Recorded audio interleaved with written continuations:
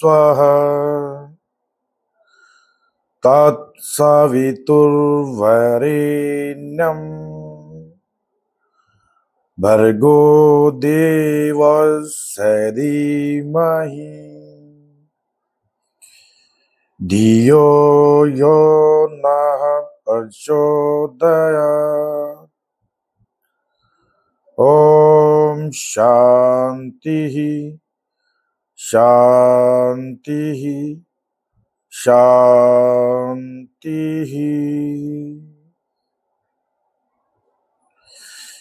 सभी को सादर नमस्ते।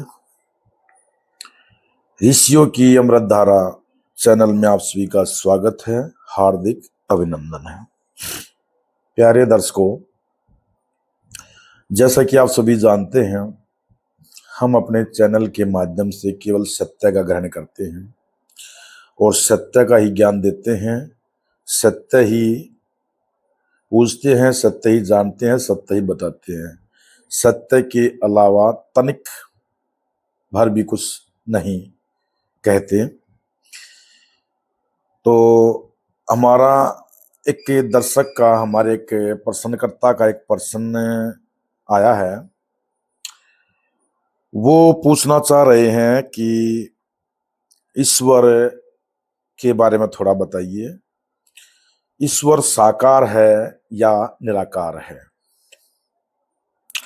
क्योंकि उन्होंने बताया कि कुछ कुछ हमारे संत महापुरुष ईश्वर को निराकार कहते हैं और कुछ कुछ उसको साकार कहते हैं। साकार मतलब उसकी मूर्तियां इत्यादि बनाकर उसकी पूजा करते हैं। तो इसमें कहाँ कितना सत्य है, वो ये आज के इस एपिसोड में हम उसका थोड़ा खुलासा करेंगे आप सबके सहयोग से। तो प्यारे दर्शकों, प्यारे मित्रों, माताओं, बहनों, बुजुर्गों, ईश्वर हमारे वेदों के अनुसार, हमारे ऋषियों के अनुसार, हमारे दर्शनों शास्त्रों के अनुसार ईश्वर निराकार है, वो साकार नहीं है।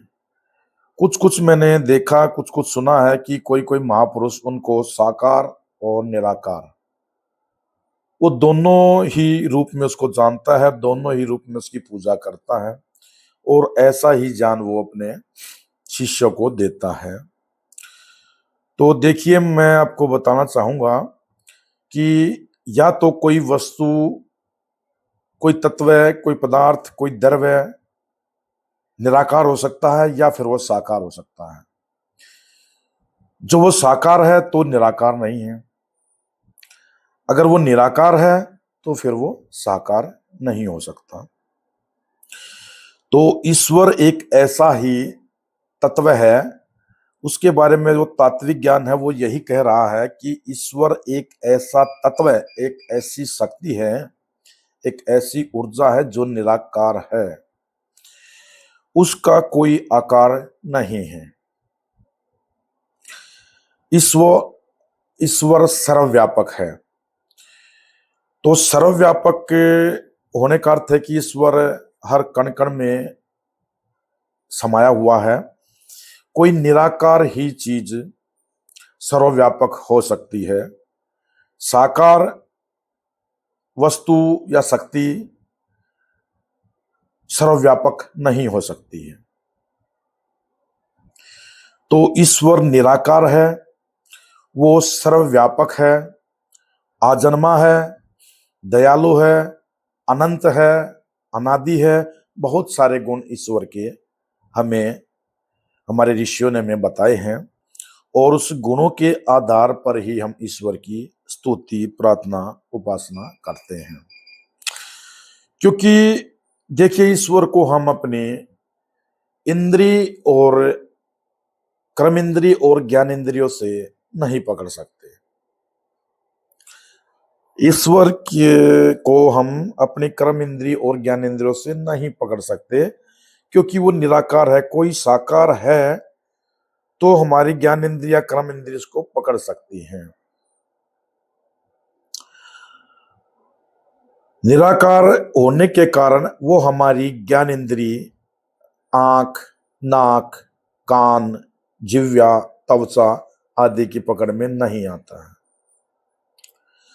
तो इसमें कोई दो बात नहीं है, इसमें सिर्फ और सिर्फ एक ही बात है कि ईश्वर निराकार है। वो निराकार होकर अपने जब सारे कार्य कर रहा है, जो जो उसके कार्य हैं, तो उसको साकार होने की आवश्यकता ही क्या है? उसको कोई आवश्यकता नहीं। ईश्वर ने जब इस सृष्टि का निर्माण किया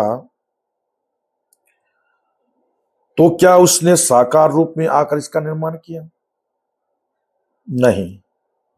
ईश्वर ने ये पूरा ब्रह्मांड, पूरा यूनिवर्स की जब रचना की, सभी तारे, सभी आकाश गंगाएं, सभी को खगोल पिंड, हमारा सूर्य, इससे भी अनगिनत बड़े बड़े तारे, हमारी पृथ्वी, और भी पता नहीं कितने आकाश में पृथ्वियां, कितने सूर्य हैं, उन जब का सबका जो निर्माण उसने जब किया या जब वो कर रहा था, तो क्या कोई साकार व्यक्ति, वस्तु या स्थान आदि के रूप में वो प्रकट हुआ? बिल्कुल नहीं। ईश्वर अपने सब कार्य अपनी मानसिक शक्ति के द्वारा ही करता है। सर्वज्ञ है, सब कुछ जानने वाला है, सर्वशक्तिमान है। हम बहुत सारे कार्य एक मनुष्य ही जब बगैर शरीर के कर लेता है, तो ईश्वर क्यों नहीं कर लेता? हमें अपने को कोई बात समझानी है, कोई बतानी है, मुझे मेरे को कोई चीज बतानी है, समझानी है, तो क्या मुझे शरीर की आवश्यकता होगी? बिल्कुल नहीं। तो वैसे ही ईश्वर इस पूरी सृष्टि के अंदर व्याप्त है, और उसको जो जो भी अपने जो कार्य करने होते हैं वो सब अपनी मानसिक शक्ति के द्वारा वो करता है। उसके प्रमुख जैसे कार्य हैं, सृष्टि का निर्माण करना, उसकी उत्पत्ति करना, इस सृष्टि का पालन और पोषण करना, और अंत जब आता है तो इस सृष्टि का विनाश करना। उस ईश्वर का एक नाम विष्णु है। विष्णु का अर्थ ये बताया है हमारे ऋषियों ने कि जो सर्वत्र फैला हुआ है, इसलिए उसका नाम विष्णु है। लेकिन वो साकार नहीं है। अब हम ये कहें कि विष्णु, वो विष्णु जिसके एक हाथ में गदा, एक हाथ में पद्म, एक हाथ में चक्र सुदर्शन, एक हाथ में कमल इत्यादि वो है, वैसी कुछ उसकी वेशभूषा जो हमारे को दिखाई सुनाई जाती है, तो वो ठीक नहीं है। विष्णु उस परम पिता परमेश्वर का ही एक नाम है जिसका अर्थ है कि सर्वत्र फैला हुआ। अब रुद्र लीजिए, रुद्र एक नाम और आता है रुद्र। अब हमारे को तो उस रुद्र का कोई रूप दिखाया गया है, कोई साकार रूप दिखाया गया है, जबकि रुद्र उस ईश्वर का ही एक नाम है। रुद्र का अर्थ होता है रुलाने वाला। अर्थात जब हम कोई गलत कार्य करते हैं, जब भी कोई हम दोषपूर्ण कार्य करते हैं, तो ईश्वर हमें उसकी सजा देकर हमें रुलाता भी है, हमें दुख भी देता है। तो रुलाने के कारण, दुख देने के कारण, लेकिन उसके इस रुलाने में और दुख देने में, सजा देने में भी हमारा कल्याण ही होता है। तो ईश्वर का ही ये नाम है रुद्र, अर्थात रुलाने वाला। अब हमें तो ये दिखा जाता है कि यहां से आकाश की तरफ कुछ दूरी पर ऐसे कोई स्वर्गलोक, ब्रह्मलोक इत्यादि इत्यादि, पता नहीं क्या क्या, इंद्रलोक, क्या क्या हमारे को बता सुना जाता है कि हमारे मस्तिष्क के अंदर वही पिक्चर रहती है कि यहां से कुछ ऊपर की तरफ इंद्रलोक है, जहां इंद्र का सिंहासन है, जो अपने सिंहासन पर आरूढ़ है, उसके सभी देवी देवता, सूर्य, चांद, तारे वहां पे बैठे रहते हैं और वो मतलब शासन करता है हम लोगों पर, एक पार्लियामेंट की तरह। हमारी जिस प्रकार संसद में सभी हमारे सभासद बैठते हैं और एक नेता के रूप में जैसे वो सब उनको लीड करते हैं, कार्य करते हैं, तो ऐसे ही बताते हैं, सुना जाता है हमें कि इंद्र यहाँ पे कुछ ऊपर दूरी पर बैठा है इंद्रलोक, और वहां सब हमें प्रजा पर सब तरह की बरसात, पानी इत्यादि सब तरह का कल्याण करता है। सही नहीं है। आप जाके देखिए ऊपर, हमारे जो आज के ऋषि हैं, वैज्ञानिक, वो भी ऋषि ही है, जो ऐसे ऐसे खोज खोज करते रहते हैं। उनसे पूछिए जाकर कि वो यहाँ तक मंगल ग्रह पर जा चुके हैं, चांद पर जा चुके हैं, और भी कई ग्रहों की उन्होंने खोज की है, सूर्य पर जाने की तैयारी कर रहे हैं, अंतरिक्ष में हमारा स्पेस सेंटर है। उनसे पूछिए, उनसे जानिए कि कहीं आपको उस इंद्रलोक का, कहीं ब्रह्मलोक का, कहीं स्वर्गलोक का कहीं आपको दर्शन हुआ? कोई परछाई, कोई रोशनी इत्यादि कुछ दिखाई दी? नहीं, ऊपर कुछ नहीं है, केवल स्पेस है। ऊपर वही चीज है जो होनी चाहिए, वही चीज है। वायुमंडल हमारा, और कुछ दूरी पर जाने पर तो वायुमंडल भी फिर हमारा खत्म हो जाता है। फिर दूसरे तरह का गुरुत्वाकर्षण कण, बहुत सारे खगोलीय पिंड, धूमकेतु, उल्काएं, सूर्य, चांद, तारे, ग्रह, उपग्रह, यही है। अंधकार रहता है। जो आज हम चमक देख रहे हैं, जो आज सब कुछ ये प्रकाशवान जो है, ये हमारे तारे की वजह से, जिसका नाम सूर्य है।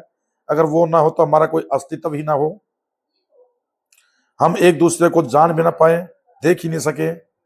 ये हमारे सूर्य देव के कारण है। रात में फिर चंद्रमा देव है। तो वैसा ही ईश्वर निराकार है,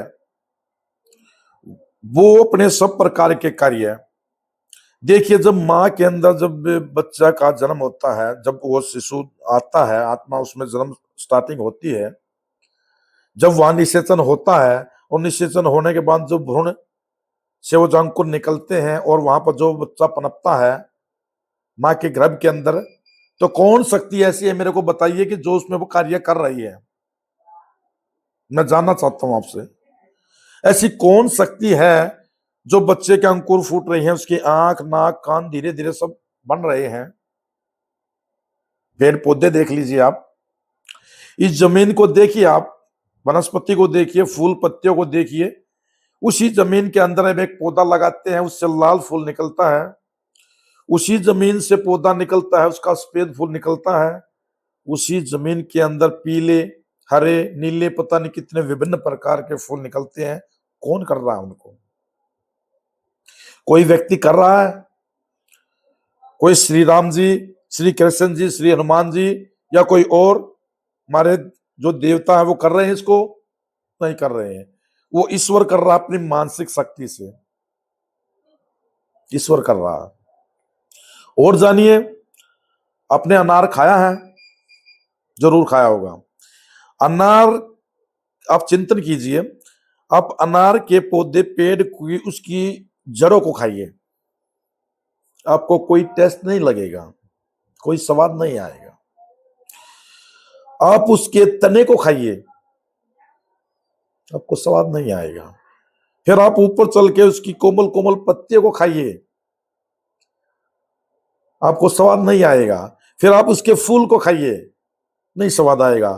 फिर पका हुआ उस पर जो अनार लगा है उसको खोलिए, उसके अंदर देखिए, उसके अंदर मिठास, कितने सिस्टम में वे लगे हुए दाने उसके अंदर मोतियों के जैसे सज रहे हैं, मन खुश होता है। कौन कर रहा है इसको? उसके अंदर वो मिठास देखिए, कौन डाल रहा है? क्या उस जमीन के अंदर ये मिठास थी? थी। क्या उस तने के अंदर से सब कुछ, ये सारा जो जमीन से लेकर उस मिठास को, वो जमीन में जो सूक्ष्म से वो सारा सब कुछ है, उसको वहां से निकालकर जड़ों से होते हुए, तने से होते हुए, पत्तियों से, फूलों से, फिर उस फल के अंदर जो लेके आ रहा है, वो कौन कर रहा है? वो कौन है? वो ईश्वर है। क्या ईश्वर कोई शरीर धारण करके ऐसा कर सकता है, साकार रूप लेके ऐसा कर सकता है? कुछ और देखिए, हलवा, हलवा खाया होगा आपने। हमारी माताएं बहनें हलवा खिलाती है हमें। उस हलवे को बनाने के लिए देखिए सामग्री देखिए, क्या क्या सामग्री चाहिए होती है। सूजी चाहिए, सूजी के लिए पहले चावल चाहिए। चावल कहां से निकलेगा? जमीन से निकलेगा। जमीन के लिए खेती चाहिए, खेती करनी पड़ेगी, खेती के लिए जमीन चाहिए। जमीन से चावल बोएंगे, उसको काटेंगे, मंडियों में जाएगा, फिर वहां से होलसेल रिटेल सेल, फिर हमारे पास चावल आता, सूजी आता। फिर जिस बर्तन में इसको पड़ाएंगे, कढ़ाई, कढ़ाई के लिए फिर लोहा चाहिए, लोहे के लिए फिर जमीन चाहिए, जमीन से लोहा निकालो, उसको फिर कारखानों में जाएगा, वहां से फिर साफ होगा, बर्तन इत्यादि बनेंगे, कढ़ाई हमारे पास आए। और देखिए उसके अंदर सूखे मेवे उसके अंदर डालते हैं, उसके लिए फिर वृक्ष चाहिए, वृक्ष के लिए फिर जमीन चाहिए। कितने हजारों लाखों व्यक्तियों उस पर कार्य करते हैं एक हलवा तैयार करने के लिए, लाखों हजारों। फिर घी चाहिए, घी के लिए फिर गाय भैंस ये चाहिए, गाय चाहिए, भैंस चाहिए। भैंस ऐसे कोई आसमान से तो नहीं टपकती, घी ऐसे आसमान तो नहीं टपकता, उसके लिए गाय भैंस। गाय भैंस क्या खाती हैं? घास खाती हैं। कहां से लगता है? जमीन से। जमीन से घास बो, गाय को खिलाओ। विचार कीजिए, ऐसी कोई मशीन आपने देखी नहीं होगी अब तक भी, कोई वैज्ञानिक हमारा आज तक भी ऐसा नहीं हुआ है कोई ऐसी मशीन तैयार करे जिसमें एक तरफ से सूखा चारा डाले और दूसरी तरफ से अमृत निकाले। दूध अमृत ही तो है। हमारे वेदाचार्य कहते हैं कि गाय का दूध अमृत है, संपूर्ण आहार माना जाता है। बताया उन्होंने। क्या खाती हैं? घास फूसी तो खाती हैं। कितनी अंदर अंदर कैसी मशीनें फिट कर रखी हैं, उनमें से छन छन कर ये सारा सब कुछ पोषक तत्व वहां सब उसके अंदर मिल मिलाकर कैसे वो ऐसे दूध निकल के आता है। विचार कीजिए, जानिए कोई साकार व्यक्ति, कोई शक्ति साकार ऐसा कर सकती है, मानसिक रूप से सारे कार्य कर रही है। अपने को देखिए, हम जो भोजन खाते हैं वो भोजन 7 धातुओं में बंटता है। पहले उससे रस बनेगा, रस से रक्त बनता है, रक्त से मांस बनता है, मांस से मज्जा बनती है, मज्जा से मेद, मेद से हड्डी, और हड्डियों से फिर वीर्य या रज बनता है। ये सूक्ष्म रूप से जो कार्य हो रहा है, कौन कर रहा है उसको? मैं तो नहीं कर रहा हूं, फिर कौन है? हलवा खाइए, हलवा खिलाते हैं हमारी माताएं बहनें, थोड़े से पैसे देकर थोड़ी सामग्री इकट्ठी कर लेती हैं, कुछ सूजी इकट्ठी की, कुछ सूखे मेवे इकट्ठे किए, घी इकट्ठा किया, बर्तन इत्यादि इकट्ठे किए, उसको बनाया, सबको मिक्स करके हमारे को प्लेट में डाल के दे देती हैं। प्लेट के लिए फिर स्टील चाहिए, स्टील के लिए फिर भाई जमीन चाहिए, जमीन से निकालो, वहां जाओ। मतलब एक सूजी थोड़ी तैयार करने के लिए कितने हजारों लाखों व्यक्तियों का सहयोग रहता है, और हम थोड़े से पैसे देकर वो सब सामग्री इकट्ठी कर लेते हैं, और हमारी माताएं बहनों इसको मिक्स करके हमारे को दे देती हैं और बोलती है कैसा लगा?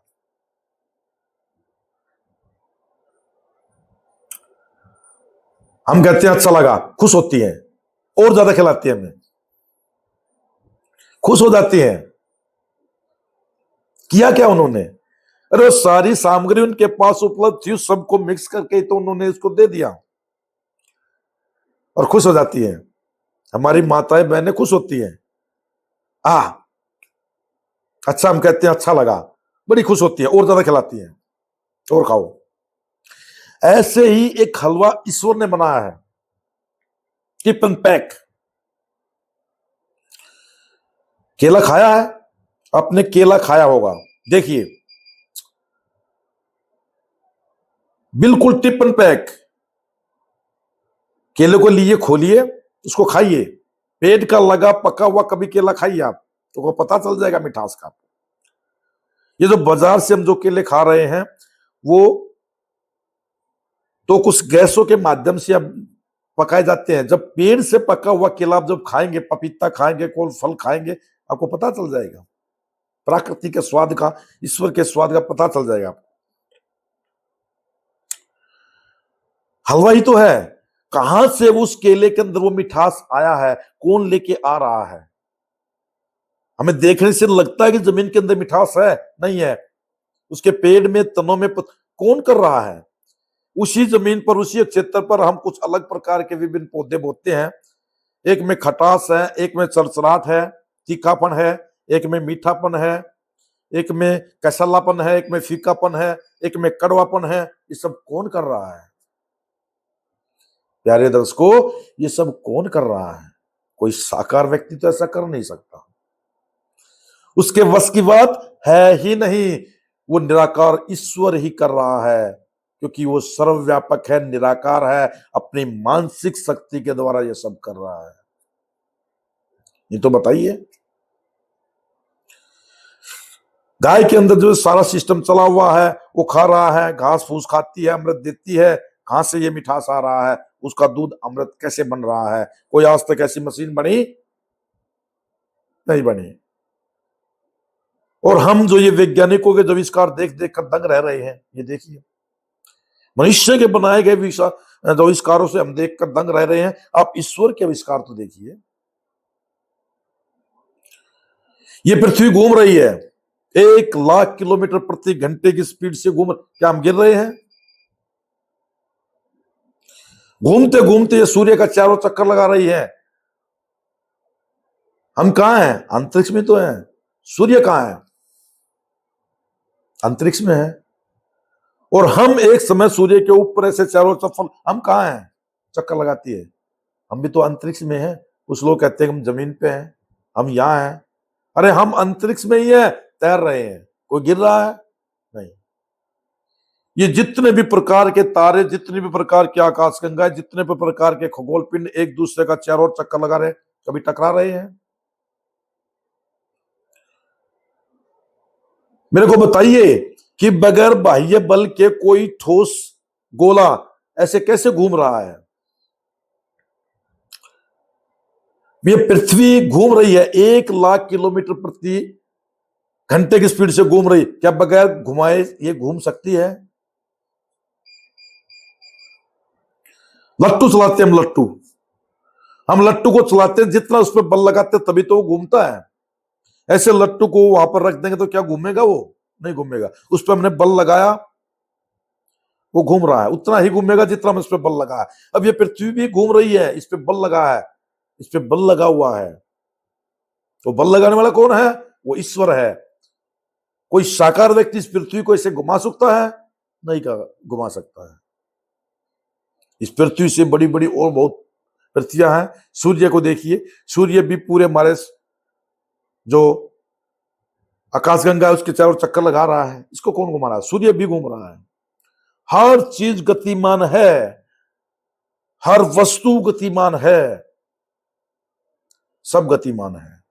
गतिमान नहीं है तो केवल एक चीज गतिमान नहीं है, वो है ईश्वर। वो ईश्वर है, ईश्वर गतिमान नहीं है। क्योंकि गति करने के लिए स्पेस चाहिए, और ईश्वर इस तरह से व्यापक है कि स्पेस नहीं है। और ये कोई साकार नहीं कर सकता, ये निराकार ही कर सकता है। तो प्यारे दर्शकों, ईश्वर निराकार है, उसको बार बार यहां जन्म लेकर आने की आवश्यकता नहीं है, न ही वो पॉसिबल है।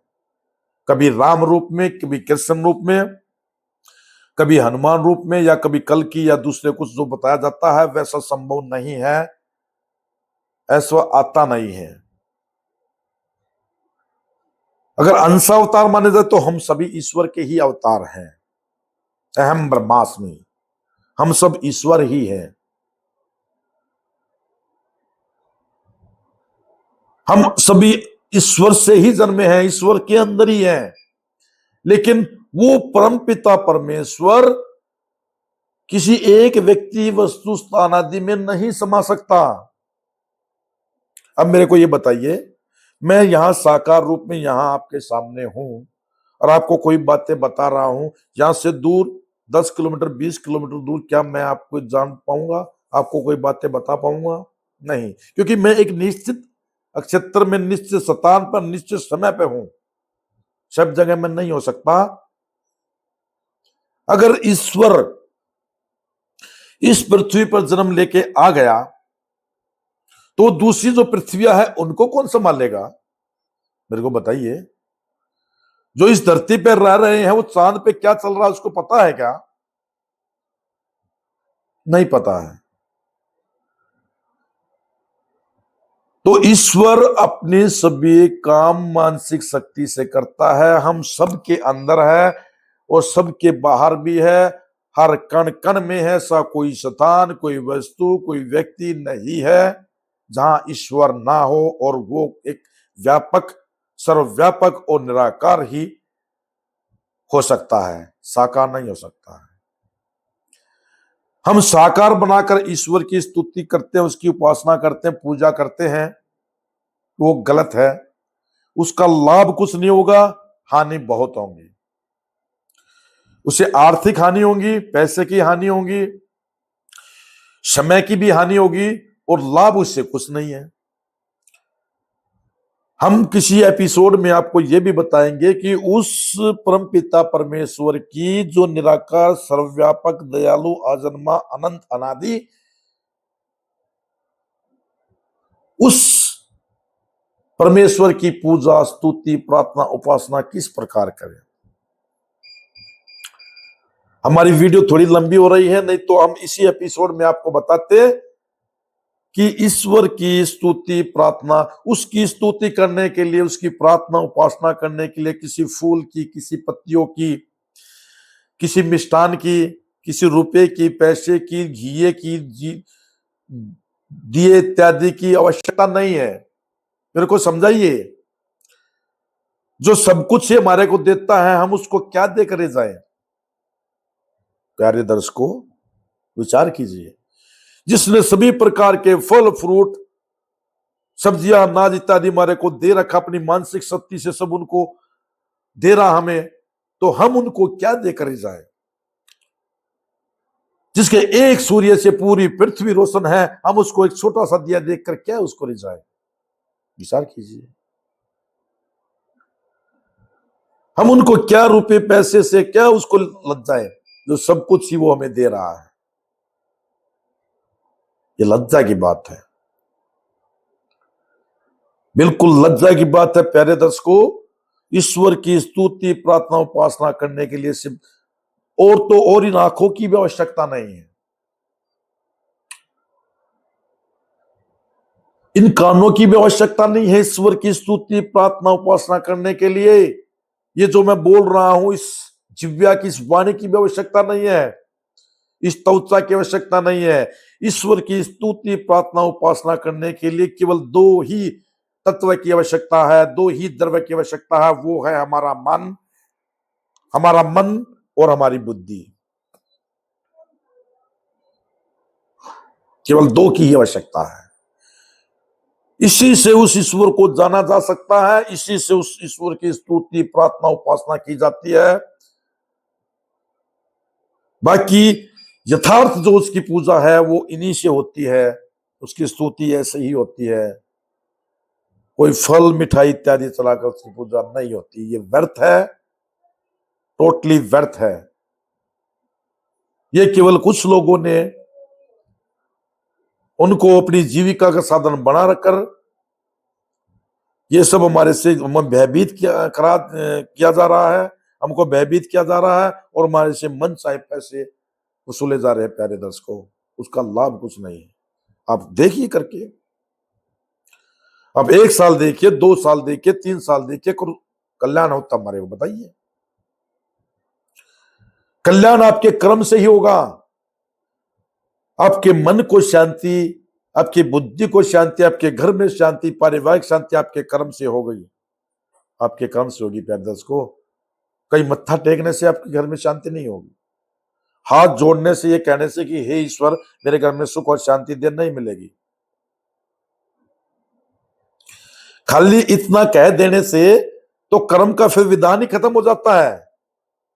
अगर मैं यहां पर बैठा बैठा ये कहूं कि हे परम पिता परमेश्वर मुझे कल ये चीज मिल जाए, मेरे को वो चीज मिल जाए, मैं आपके शरण में हूं, आपके पास हूं, आपको जो चाहिए मैं दूंगा, मैं तपस्या करूंगा चारों तरफ अग्नि जलाकर, हाथों को उठाकर, पैरों को सिर पर रख के, पता नहीं क्या क्या, अब मुझे ये सब चीज मिल जानी चाहिए, नहीं मिलती है। ये तपस्या नहीं है जो लोग दिखाते हैं हमारे को, ये तपस्या नहीं है। तपस्या है सत्य बोलो, सत्य को जीवन अपने जीवन में ग्रहण करो, फिर देखिए उससे जो होने वाला कष्ट है, सत्य को बोलने से जो होने वाला कष्ट है उसको सहो, वो देखिए कितनी बड़ी तपस्या है। आज से ही आप सत्य का ग्रहण करके तो देखिए, सबसे बड़ी तपस्या ये है। वो किसी ने कहा कि सत्य बराबर तप नहीं, झूठ बराबर पात, जाके हृदय साथ ताके हृदय। सबसे बड़ा पुण्य, सबसे बड़ा जो करने योग्य कोई कार्य है वो है अपने जीवन के अंदर सत्य का ग्रहण कीजिए, सत्य सुनिए, सत्य पढ़िए, सत्य ही देखिए, केवल सत्य ही देखिए, सत्य का ग्रहण कीजिए, सत्य ही सुनिए। असत्य मिथ्याचारी उनके बीच में ना बैठे, मिथ्याचारी मिथ्या पुस्तकों को ना पढ़े, मिथ्याचारियों के बीच में ना बैठे, केवल सत्य का ग्रहण कीजिए, फिर आप देखिए ये सबसे बड़ा पुण्य है। उस सत्य को ग्रहण करने से जो आपको लाभ होता है उसको फिर लोगों को बताइए, उसका ज्ञान दीजिए। ये सबसे बड़ा दान है, विद्या दान सबसे बड़ा दान माना जाता है प्यारे दर्शकों। तो समय थोड़ा सा ज्यादा हो गया है, अंत में मैं यही कहूंगा कि ईश्वर निराकार है, उसकी साकार बनाकर पूजा नहीं की जा सकती है, न करनी चाहिए, न कर सकते, न संभव है। ईश्वर निराकार है, ईश्वर की स्तुति प्रार्थना उपासना सिर्फ अपने मन और बुद्धि से होती है। बिल्कुल मन और बुद्धि से ईश्वर से आप बिल्कुल बातचीत करिए कि हे परमपिता परमेश्वर मुझ में क्या है, क्या कमियां हैं, क्यों मुझसे ऐसा हुआ जा रहा है, मुझसे इतना ज्ञान दीजिए कि मैं आपके बनाए उपदेशानुसार चल सकूं, सत्य का ग्रहण करूं, सत्य ही बोलूं, सत्य ही देखूं, सत्य ही सुनूं, क्योंकि सत्य में वजहते, सत्य की जीत होती है। तो हे परमपिता मुझे आज से इतनी शक्ति दीजिए मेरे दाता कि मैं सत्य ही बोलूं, फिर देखिए आप जो कहोगे आपके मुख से सत्य ही निकलेगा। आंख बंद कीजिए, उस ईश्वर की स्तुति कीजिए, प्रार्थना उपासना कीजिए, नित्य सुबह शाम यज्ञ कीजिए, उसका भी बड़ा महत्व है। क्योंकि हम जो दिन भर में जो कचरा फैलाते रहते हैं अपने शरीर के द्वारा, उसकी निवृत्ति के लिए हमें यज्ञ करना चाहिए ताकि वातावरण शुद्ध रहे। ये भी कार्य है। ईश्वर के बनाए हुए सब जीवों से प्रेम करो, ये ईश्वर की सच्ची पूजा है। मेरे को ये बताइए, क्या ईश्वर के बनाए गए सभी जीवों से स्नेह करके, प्यार करके, उन पर करुणा रख के, उन पर दया रख के रखे, ये उसकी सच्ची पूजा है। मनुष्य, जीव जंतु जितने भी प्रकार के हैं जो हमारे अधीन हैं, उनको सब प्रकार की उनकी रक्षा करे, स्नेह रखे। जिस जिस जीव को आपकी आवश्यकता है उनकी मदद करे, अपना कल्याण करे, अपनी खुद की मदद करे, यथा सामर्थ्य है सहायता करे। लेकिन जिसको वास्तव में आवश्यकता है उसको, ये आजकल जो ये भिक्षावृत्ति जो उसमें नहीं, वो कतई गलत है। फिर किसी एपिसोड में हम इसके बारे में थोड़ा और बताएंगे, ये भिक्षावृत्ति क्या है, ये मांगना क्या है, किसको देना चाहिए, किसको नहीं देना चाहिए, ईश्वर की स्तुति प्रार्थना उपासना किस तरह से करेंगे, बिल्कुल आपको करके दिखाएंगे। मन बुद्धि आत्मा को किस तरह से परखेंगे, ईश्वर का दर्शन कैसे करें, अपनी बुद्धि को कैसे जाने, मन को कैसे जाने, अपने स्वयं को कैसे जाने, अपने स्वयं को जानकर हम ईश्वर का दर्शन कैसे करें, अगले एपिसोड में हम आपको बताएंगे। धन्यवाद। ओम सम।